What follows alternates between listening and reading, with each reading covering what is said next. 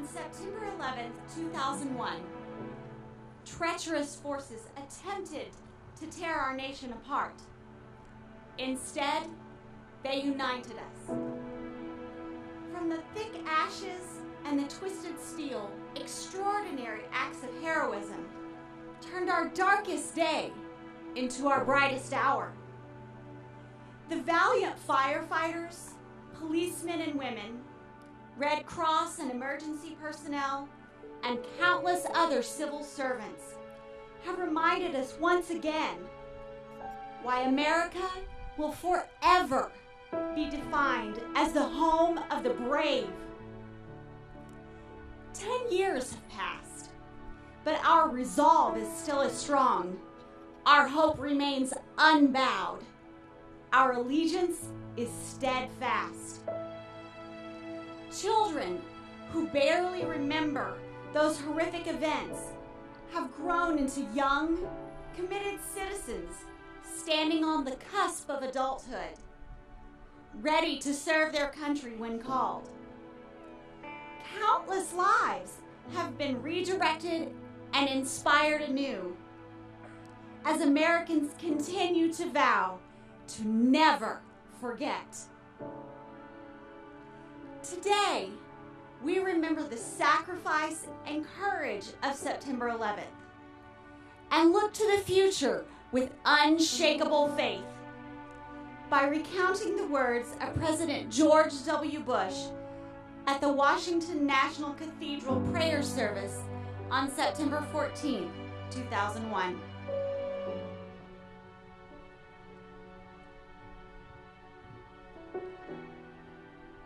It is said that adversity introduces us to ourselves. This is true of a nation as well. In this trial, we've been reminded, and the world has seen, that our fellow Americans are generous and kind, resourceful and brave. We see our national character in rescuers working past exhaustion, in long lines of blood donors, in thousands of citizens who have asked to work and serve in any way possible. In these acts, and many others, Americans showed a deep commitment to one another and an abiding love for our country. We learn in tragedy that God's purposes are not always our own. Yet the prayers of private suffering, whether in our homes or in this great cathedral, are known and heard and understood. There are prayers that help us last through the day or endure the night. There are prayers of friends and strangers that give us strength for the journey, and there are prayers that yield our will to a will greater than our own. This world He created is of moral design. Grief and tragedy and hatred are only for a time. Goodness, remembrance, and love have no end, and the Lord of life holds all who die and all who mourn.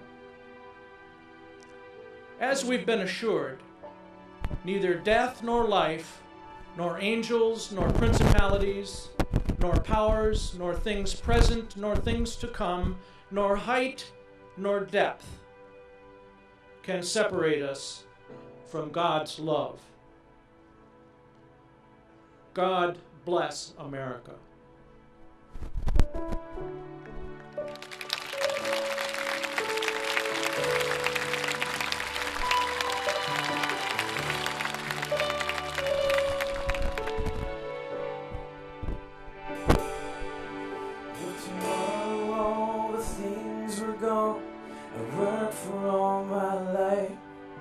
And I had to start again, just my children and my wife.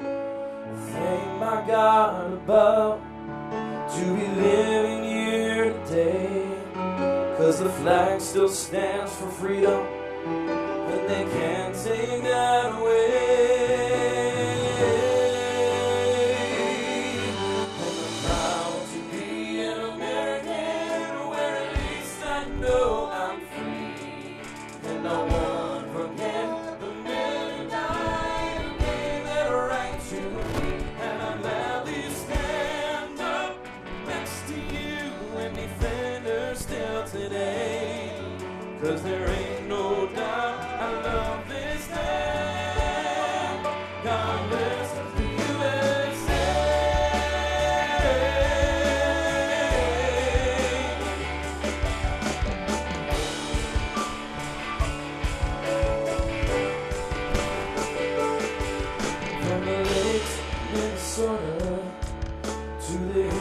hills of Tennessee, across the plains of Texas, from sea to shining sea, Detroit down to Houston, and New York to LA, where there's pride in every American heart, and it's time to stand and say, join us if you know it. And I'm proud to be an American, where at least I know I'm free. You gave that right to me, and I gladly stand up next to you and defend her still today. 'Cause there ain't no doubt I love this land. God bless the USA.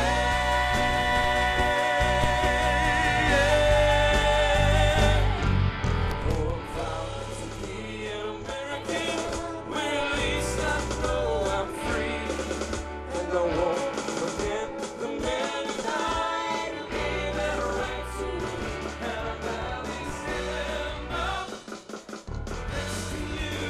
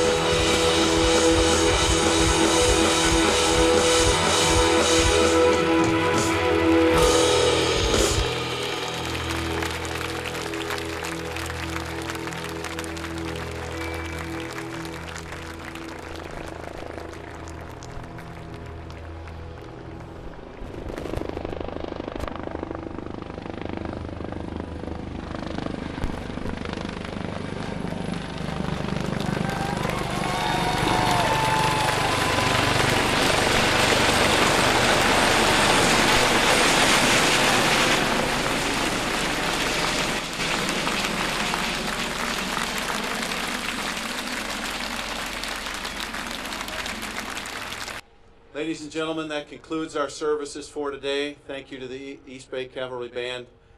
Thank you for being here today. Go forth, let's remember, and God bless America. Thank